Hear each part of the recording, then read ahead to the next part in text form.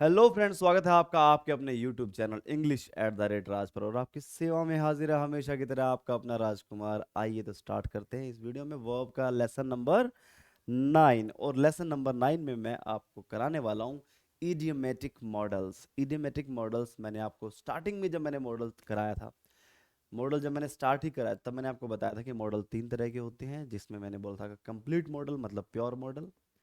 उसके बाद बताया था मार्जिनल्स, या फिर हम उनको सेमी मॉडल भी बोल देते हैं, या फिर टर्न कोट बोला था मैंने, दल बदलू मॉडल। और इसके अलावा तीसरा जो मॉडल था हमारा वो था इडियोमेटिक मॉडल। अब इडियोमेटिक मॉडल क्या होते हैं? मतलब ऐसे मॉडल जैसे ईडियम्स बनते हैं ना। जैसे मैं बोलता हूँ एक ईडियम मान लेते हैं, कोई भी ईडियम है, जैसे वाइल्ड गूज चेज। वाइल्ड मैंने जंगली, गूज मैंने हंस, चेज मैंने पीछा करना, वाइल्ड जंगली हंस का पीछा करना। लेकिन इसका इनर मीनिंग क्या है?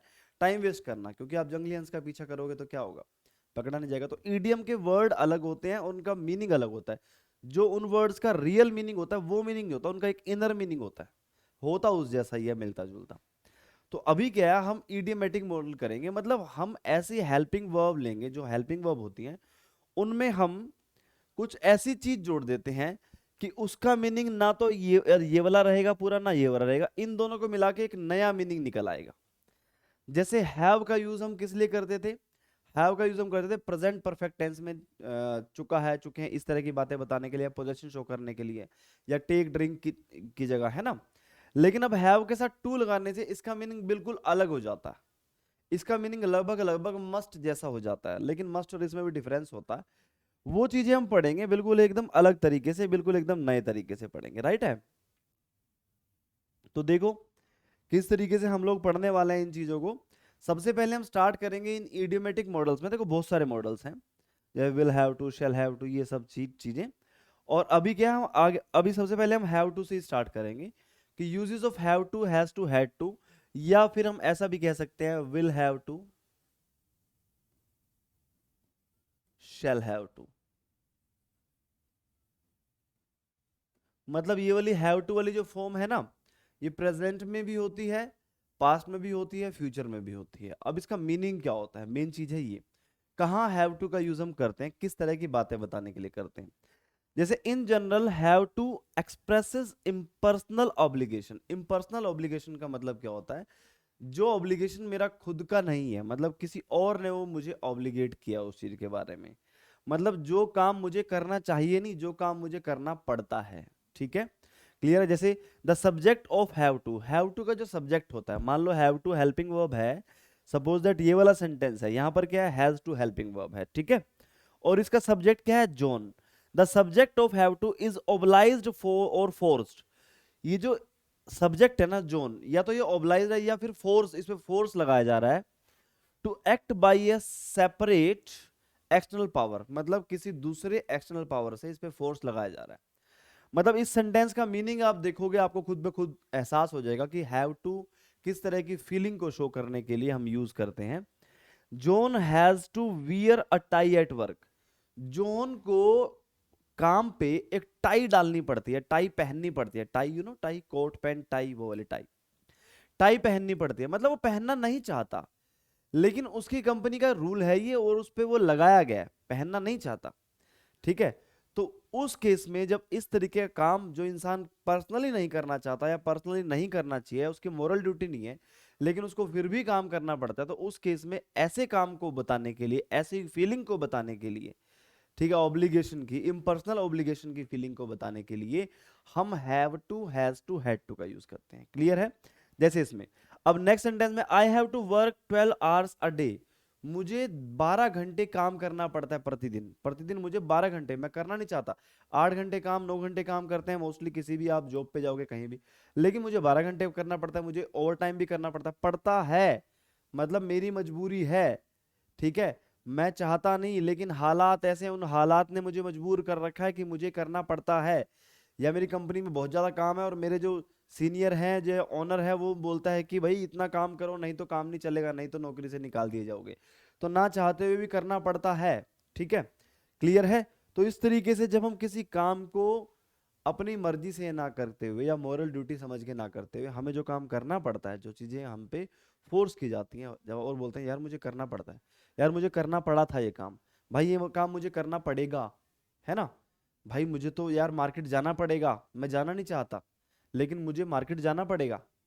क्लियर है। मान लो आपको टी शर्ट ले आते हो, टी शर्ट ले आते हो और आप बड़ी अच्छी टी शर्ट लगती है, घर आके देखते हो कि यार उसके तो ना थ्रेड्स निकले या कोई भी कमी, फिर आप कहते हो यार दोबारा मार्केट जाना पड़ेगा, जाना नहीं चाहते आप, लेकिन उसको बदलने के लिए नहीं तो नुकसान हो जाएगा। ठीक है, तो हम कहते हैं ना दोबारा मार्केट जाना पड़ेगा। तो वहां पर क्या है, जब हम ना चाहते हुए कोई काम करते हैं उस केस में हम हैव टू का यूज करते हैं। ठीक है, क्लियर है। I had to work 12 hours a day, मुझे काम करना पड़ता था। अगर जो मैं बात करूं प्रेजेंट की तो मैं किससे यूज करूंगा, हैव टू और हैज टू से। अब हैज में और हैव में तो आपको डिफरेंस पता ही है। ठीक है, ये तो होगी प्रेजेंट की बात, किसकी बात होगी, ये प्रेजेंट की बात होगी। अगर मैं बात करूंगा पास्ट की तो मैं किससे करूंगा, हैड टू से, कि मुझे ये काम करना पड़ा था। ठीक है, अगर जो मैं फ्यूचर की बात करूंगा तो मैं will have to, shall have to, इनका यूज कहां करूंगा, फ्यूचर में, कि करना पड़ेगा, आने वाले टाइम में ऐसा करना पड़ेगा हमें। अभी ढंग से पढ़ लो, नहीं तो पेपरों के दिन में आपको 20 घंटे पढ़ना पड़ेगा डेली, या 10 घंटे 12 घंटे डेली पढ़ना पड़ेगा, है ना। तो इस तरीके से करना पड़ेगा। I had to work 12 hours a day when I was in London, जब मैं लंदन में था तो मुझे 12 घंटे डेली काम करना पड़ता था। क्लियर है, क्लियर है ना, समझ में आ गया। तो इस तरह की बातें बताने के लिए हम क्या करते हैं, हैव टू, हैज टू और हैड टू का यूज करते हैं। Will have to, shall have to का फ्यूचर के लिए यूज करते हैं, भी करना पड़ेगा। जैसे आज की डेट में तुम नहीं पढ़ोगे और एग्जाम क्लियर नहीं हो पाएगा तो तुम्हें मजदूरी करनी पड़ेगी। आज जो 6 घंटे 8 घंटे दिल लगा के नहीं पढ़ते हैं उनको आने वाले समय में 12 घंटे मजदूरी करनी पड़ेगी, चाहोगे नहीं फिर भी करनी पड़ेगी। ठीक है, समझ में आ गया। और जो अपने टाइम में अपने यंग एज में नहीं पढ़े हैं आज की डेट में उनको करना पड़ता है, घर चलाने के लिए ऑटो चलाना पड़ता है, रेडी लगानी पड़ती है, ये सब काम करने पड़ते हैं। They don't want to do that, they have to do that. समझ में आ गया। तो या तो अब पढ़ लो भाई 6 7 घंटे 8 घंटे लगातार दिल लगा के, नहीं तो फिर भाई काम तो करना पड़ेगा। क्लियर है। तो आगे चलते हैं। देखो अब देखो, हाँ एक बात और बताता हूं, मैंने अभी यहां पर ना देखो, यहां पर मैंने लिखा हैव गोट टू, ये वाला हैव गोट टू लिखा ना। हैव गोट टू का मतलब भी क्या होता है, have to, has to, had to. मतलब have to is equal to have got to. अगर मैंने बोलना है आई हैव टू गो तो मैं ये बोल सकता हूँ I have got to go, I have got a go. ठीक है, I have got a go, got to को शॉर्ट फॉर्म में गोटा भी बोल देते हैं। ठीक है, तो जैसे बोलता हूँ I have to go to bed before 10 PM, मुझे सोना पड़ता है 10 बजे से पहले, मुझे बिस्तर में जाना पड़ता है 10 बजे से पहले, जाना नहीं चाहता लेकिन मुझे सोना पड़ता है, भाई मेरे घर का रूल है, मुझे सोना पड़ता है। ठीक है, I have to, sorry I have got to go. अब यहां पर हैव टू की जगह अगर मैं हैव गोट टू यूज कर दूं तो ये भी गलत नहीं होता, सेम मीनिंग होता है। क्लियर है, समझ में आ गया। I have got to go to bed before 10 PM, is it clear. तो कई बार क्या होता है हैव गोट टू देखते हैं हम कहते हैं यार ये तो अजीब सी चीज है, शायद ये गलत होगी, नहीं ऐसा नहीं है। तो आप चीजों को समझिए, देखिए, दिल लगा के मेहनत कीजिए और रिवाइज करते रहिए ताकि चीजें याद भी रह जाएं। चलो आगे देखते हैं। अब हम देखते हैं difference between have to and must, इससे रिलेटेड बहुत प्रॉब्लम आती है। ठीक है, अगर जो मैं कोई कहता हूं हैव टू का यूज अगर मैं बोलूं कहां करना है, हैव टू का यूज होता है ऑब्लिगेशन। अब मैं बोलता हूं इम्पर्सनल ऑब्लिगेशन,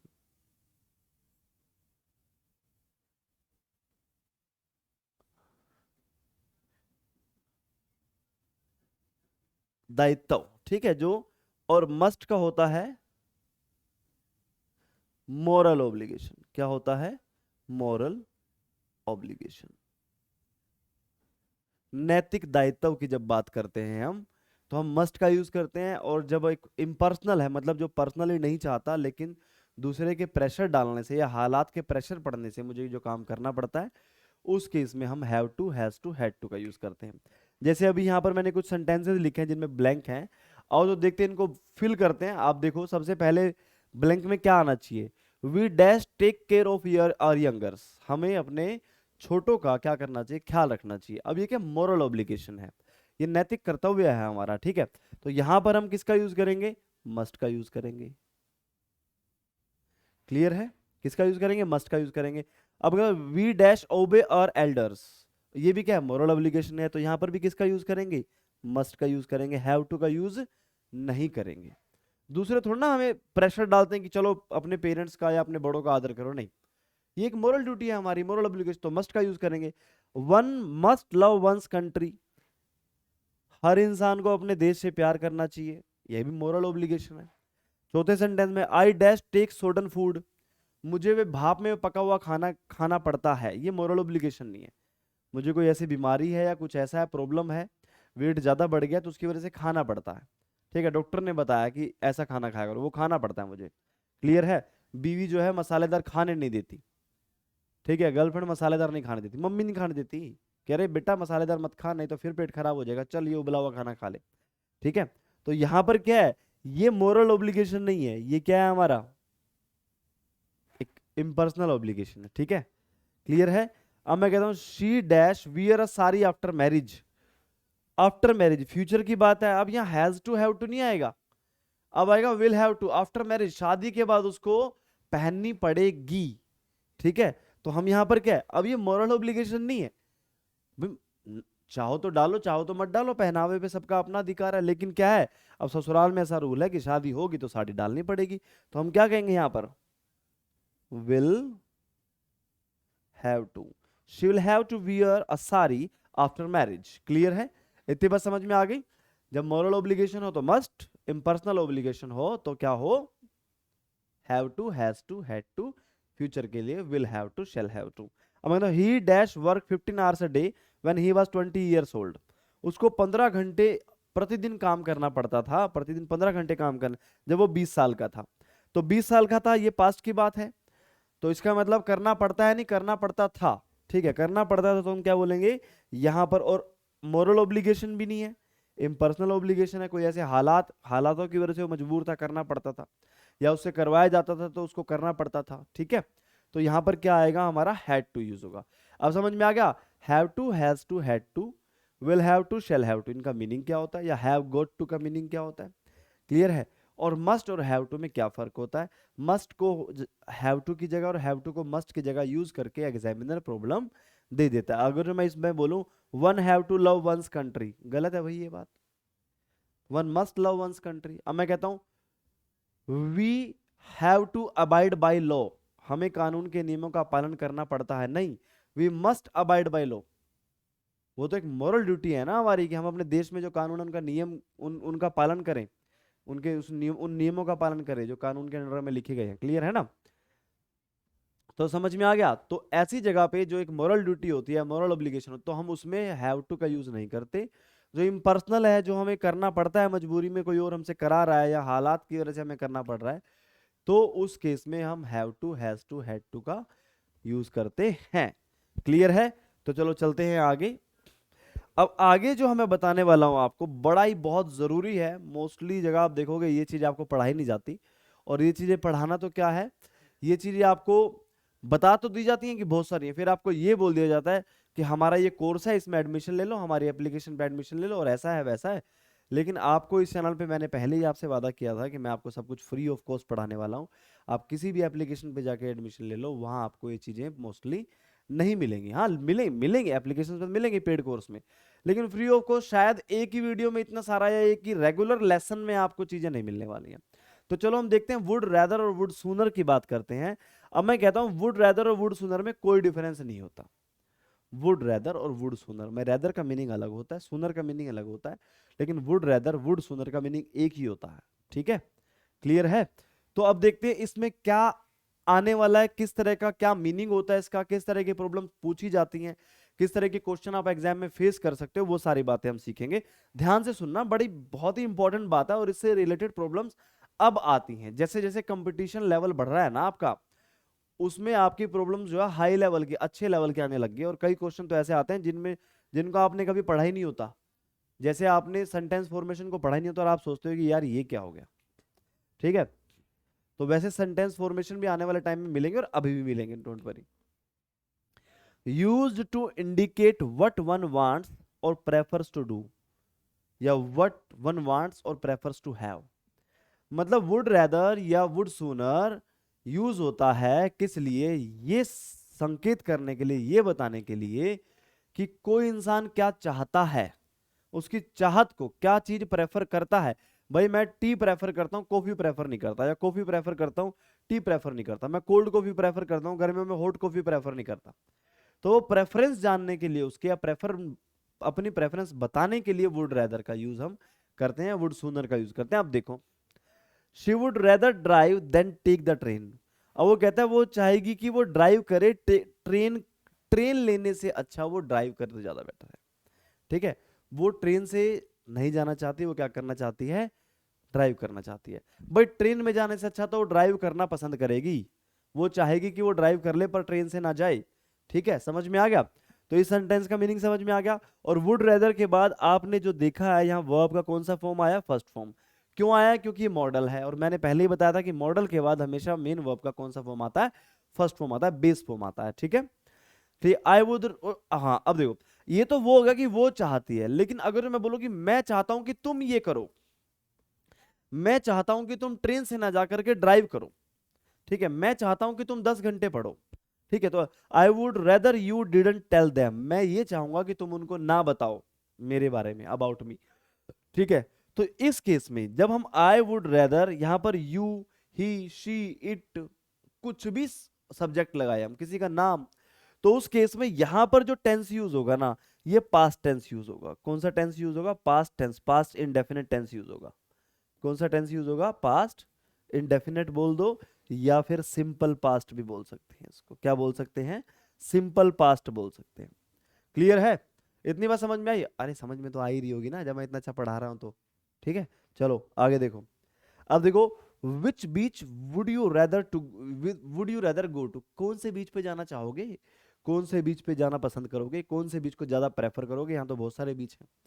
तो यहाँ पर भी क्या है, पसंद जानने के लिए, पसंद बताने के लिए, पसंद जानने के लिए, क्या चाहता है सामने वाला, वो क्या चाहते हो तुम, ठीक है, वो बताने के लिए, जानने के लिए हम किसका यूज करते हैं? वुड रेदर का यूज करते हैं। समझ में आ गया? क्लियर है? तो ये सेंटेंस भी ठीक है। अब मैं कहता हूं I would rather stay at home than go out tonight, मैं घर पे रहना पसंद करूंगा बाहर जाने से, आज रात को मैं बाहर जाने से ज्यादा घर पे रहना पसंद करूंगा। तो यहां पर क्या होगा? I would rather stay at home. Clear है?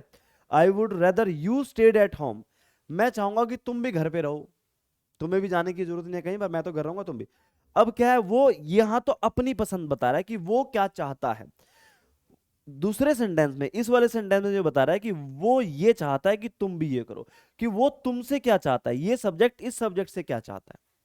जब ऐसे केस में जब मैं अपनी बात कहूंगा, स्पीकर अपनी बात बोल रहा है कि मैं ये चाहता हूं, तो उस केस में क्या है, ये वाला जो मेन सब्जेक्ट है वो अपनी ही बात बोल रहा है कि ये क्या चाहता है। तो हम वुड रेदर के बाद हम क्या करते हैं? मेन वर्ब का फर्स्ट फॉर्म यूज करते हैं। लेकिन अब ये चाहता है, खुद नहीं, किसी और से चाहता है ये काम कराना, तो उस केस में हमेशा वर्ब की सेकंड फॉर्म यूज होगी। फर्स्ट फॉर्म अगर जो यहां पर यूज होगी तो ये सेंटेंस गलत हो जाएगा, और यहां सेकंड होगी तो ये गलत हो जाएगा। समझ में आ गया? क्लियर है? जब स्पीकर अपने ही बारे में बोल रहा है कि मैं ये चाहता हूं, ये करना चाहता हूं, ठीक है, तो हम फर्स्ट फॉर्म का यूज करेंगे। जब स्पीकर किसी दूसरे के बारे में बोल रहा है कि मैं ये चाहता हूं ये इंसान इस काम को करे, तो ये वाला काम सेकंड फॉर्म में लिखा जाएगा। Is it clear? क्लियर है? अगर जो मैं यहां फर्स्ट फॉर्म यूज कर दूं, अगर जो मैं ऐसा लिख दूं कि आई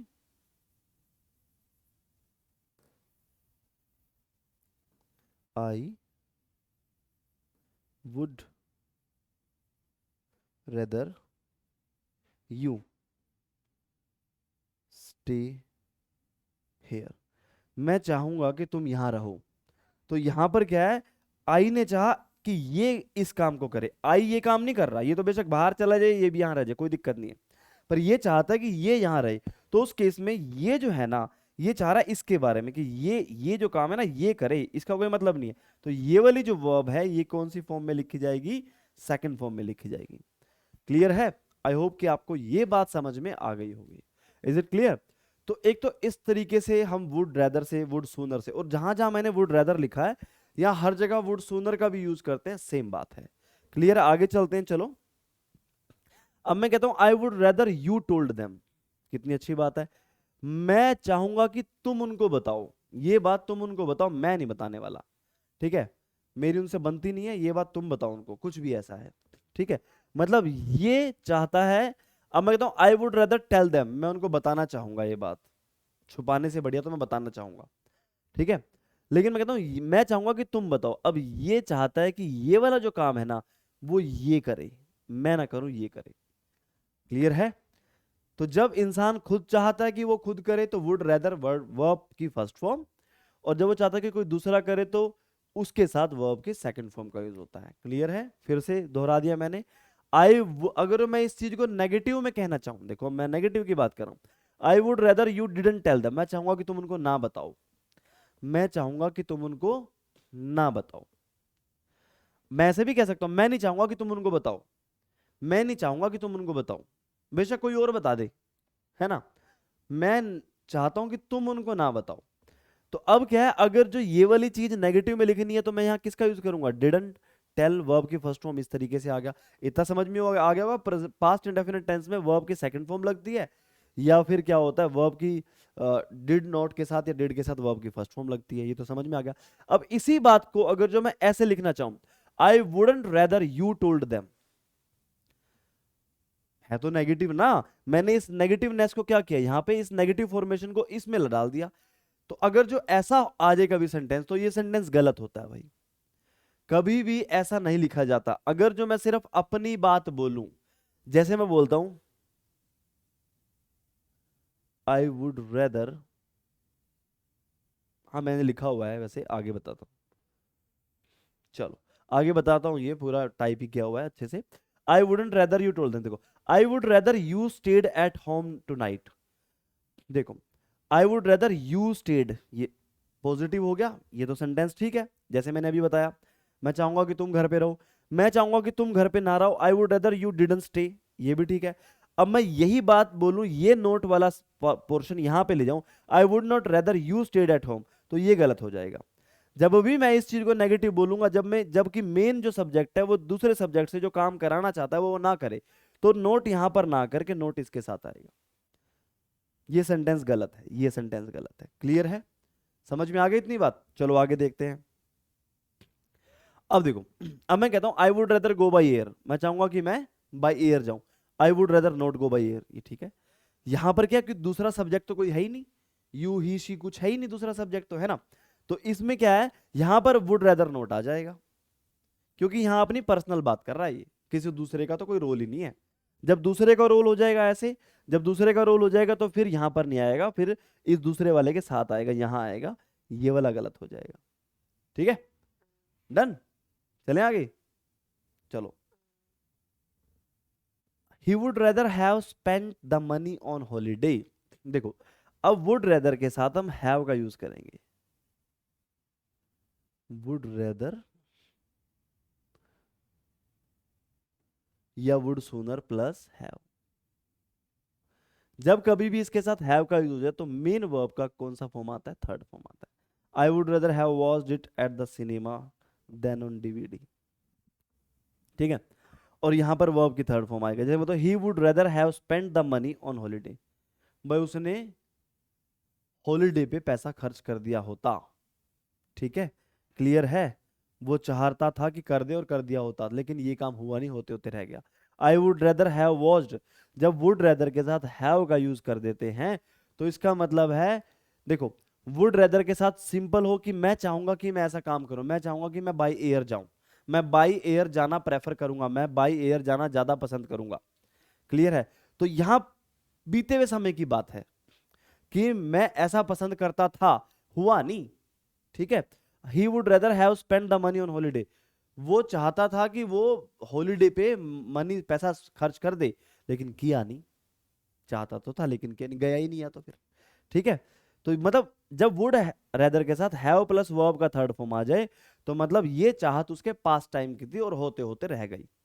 जैसे मैं कहता हूं I would rather have watched it at the cinema than on DVD, काश मैंने इसको सिनेमा में देखा होता, देखना चाहता था पर डीवीडी पे देखनी पड़ी मुझे, ठीक है। बाहुबली मूवी में सिनेमा में देखना चाहता था, अवतार 2 में सिनेमा में देखना चाहता था, लेकिन फिर डीवीडी भी देखी। भाई मैं चाहता था कि डीवीडी से ज्यादा सिनेमा में देखूं तो ज्यादा बेटर रहेगा।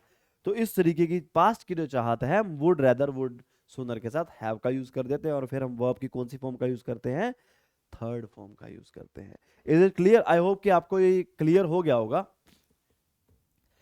अब कुछ सेंटेंसेस मैं आपको यहाँ दिखा रहा हूँ, कुछ सेंटेंसेस जो एग्जाम में आपके पूछे गए हैं, कौन से ईयर में ये नहीं लिखा मैंने, लेकिन कुछ बड़े अच्छे, बड़े प्यारे, बड़े सुहाने, बड़े मस्ताने सेंटेंसेस हैं। ये देखो अभी, देखो, I don't need a lift, मुझे लिफ्ट की जरूरत नहीं है। I would rather to walk, मैं वॉक करना ज्यादा पसंद करूंगा। ठीक है, कभी भी वुड रेदर आ जाए या फिर वुड सूनर आ जाए। अब ये क्या है, मॉडल है। तो इनके बाद अगर जो मैं टू प्लस वर्ब का फर्स्ट फॉर्म लगा दूं तो ये गलत हो जाएगा। यहां पर क्या आएगा, सिर्फ वर्ब का फर्स्ट फॉर्म आएगा। क्लियर है? तो कभी भी किसी भी मॉडल के बाद जैसे वर्ब का बेस फॉर्म आता है, कभी उसका टू नहीं लगता, या वो कभी आईएनजी फॉर्म में नहीं होता। उसी तरीके से वुड रैदर, वुड सूनर के साथ भी वर्ब जो आएगा उसके साथ टू नहीं आएगा, सिर्फ और सिर्फ वॉक रहेगा। क्लियर है? I would rather drinking juice than coffee, अब मैं यहां पे कहूंगा ड्रिंक जूस, ड्रिंक जूस कहूंगा, ड्रिंकिंग नहीं बोलूंगा। I would rather not, she consumed, वही बात आ गई। मैंने बोला था कि जब ये वाला सब्जेक्ट वुड रेदर का यूज करके खुद के बारे में बात ना करे, अब ये किसके बारे में बात कर रहा है, शी के बारे में, कि मैं ये चाहूंगा कि ये इस काम को ना करे, पार्टी में शराब ना पिए। मैं ये चाहूंगा कि वो पार्टी में शराब ना पिए, घर भी ना पिए, मतलब वो शराब ना पिए। ठीक है, तो आई वुड रेदर नॉट। तो अब यहां पर मैंने जैसे अभी आपको यहां पर कराए थे ना काफी सारे एग्जाम्पल, ये वाले देखो, जब मैंने कहा था कि जब ये वाला सब्जेक्ट किसी दूसरे सब्जेक्ट से मेन काम को ना कराना चाहे, उसको करने से मना करे, तो नेगेटिव सेंटेंस का फॉर्मेशन यहां होता है, यहां पर नहीं होता, ये गलत होता है, जैसे मैंने बताया था। और वो चीज हमने क्या कर दी, यहां पर एग्जाम में पूछा गया। तो नोट को यहां बी पार्ट में मिस्टेक है, यहां पर इस पार्ट को ऐसे ना लिख के हम क्या लिखेंगे, शी डिडंट कंज्यूम, ऐसा लिखा जाए। समझ में आ गया? ओके, तो ये था हमारा has to, have to, had to. Will have to, shall have to का यूज कहाँ होता है, मस्ट में और हैव टू में क्या डिफरेंस होता है, और किस तरह की प्रॉब्लम पूछी जाती है। वुड सूनर, वुड रेदर का यूज कहाँ होता है, नेगेटिव सेंटेंस कैसे बनते हैं, पॉजिटिव सेंटेंस कैसे बनते हैं, किस तरह की फीलिंग्स को जाहिर करने के लिए इनका यूज किया जाता है, और साथ में इनसे किस तरह के प्रॉब्लम्स एग्जाम में पूछे जाते हैं। इसी के साथ मैं आप सबसे इजाजत चाहता हूँ। टाटा, बाय बाय, हर हर महादेव।